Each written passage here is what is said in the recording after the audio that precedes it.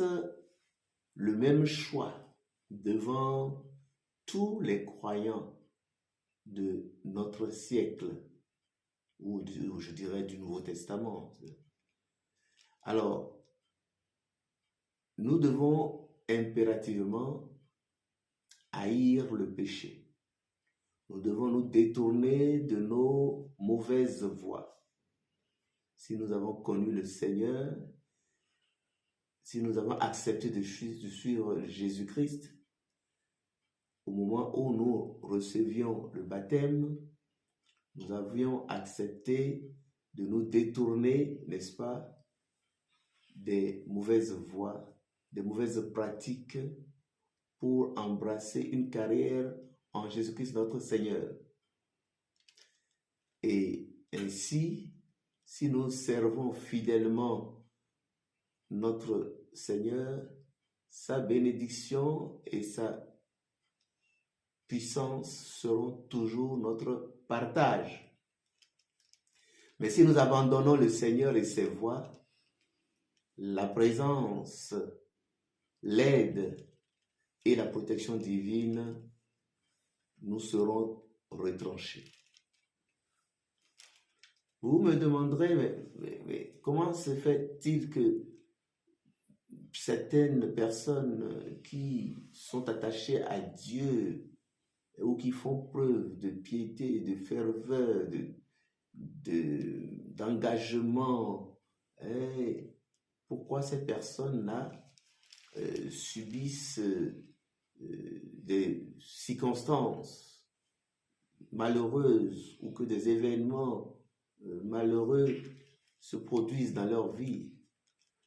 Mais je vous répondrai tout simplement que le Seigneur met parfois à l'épreuve la sincérité de notre amour et de notre engagement envers lui et envers sa parole.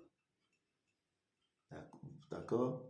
Nous pourrons donner comme référence le verset 2 de Deutéronome 8. Ok? Dieu nous met quelquefois à l'épreuve en permettant que s'élèvent au milieu de son peuple des gens qui affirment parler de sa part en accomplissant un signe ou un prodige.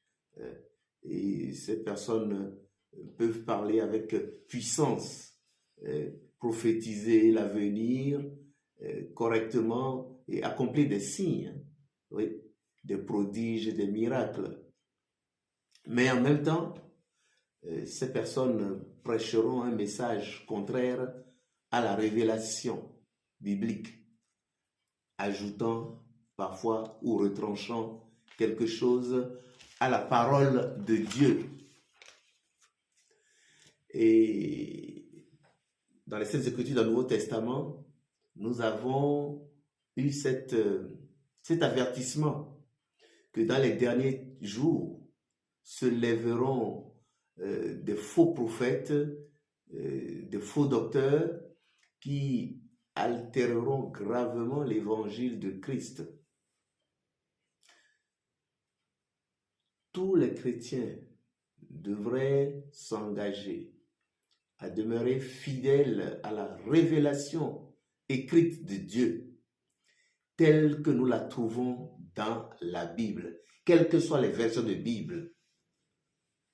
Oui, la valeur d'un ministère et d'un enseignement individuel ne doit pas être fondée uniquement sur les dons oratoires, la puissance prophétique, les miracles accomplis ou le nombre de conversions obtenues. Plus la fin des temps est proche, moins ces critères seront fiables.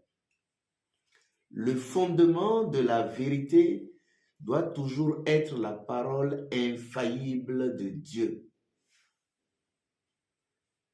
D'accord? Donc, et nous devons plonger le regard dans les Saintes Écritures. Nous devrons méditer la parole de Dieu au quotidien. Et c'est très important. Et en famille, le faire, c'est une bénédiction encore. Cela nous permet n'est-ce pas, de préparer nos enfants à la relève pour leur donner déjà très tôt le goût de la prière, hein, de marcher dans la lumière de Christ, d'être toujours sous la protection des anges de lumière.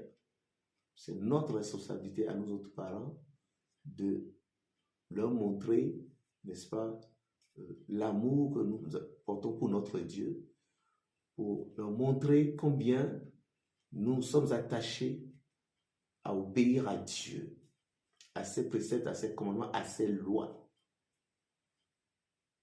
Nous l'avons rappelé, le tout premier commandement, que nous devons aimer Dieu de tout notre cœur, de toute notre force, de toute notre âme,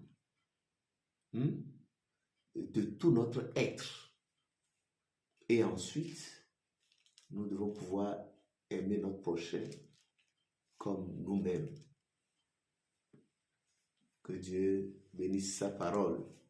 Nous allons nous retrouver par la grâce de Dieu dans une prochaine vidéo pour poursuivre cette exhortation et cet échange et ensuite aller dans les thèmes que nous avons énoncés un peu plus haut dans les vidéos précédentes. Que le Dieu d'Israël, le Dieu d'Abraham, d'Isaac et de Jacob, le Dieu de Joseph, Samuel, Biléou, Shopha, vous bénisse abondamment.